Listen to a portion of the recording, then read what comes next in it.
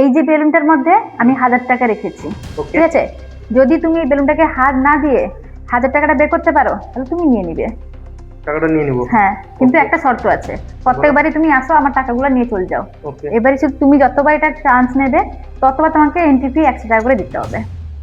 100 টাকা দিয়ে আমাকে ফেলতে হবে? হ্যাঁ, তারপর তুমি 1000 টাকা দিব না তোমাকে, কোনো ব্যাপার না, 900 টাকা এক্সট্রা দিব না। কোনো ব্যাপার না, দেখো না। হ্যাঁ, যতবার চান্স নেবে ততবার। ঠিক আছে, নাও, 1000 টাকা রাখলাম, 100 টাকা রাখলাম। 1000 টাকা না, 100 টাকা আমি রেখেছি, 1000 টাকা। এটা তো কোনো ব্যাপার নয়, বেলুন হাত দেওয়া যাবে না তো? না। ঠিক আছে। আরে কি করছো? কি হলো? আগুন লাগাচ্ছ কেন? কি?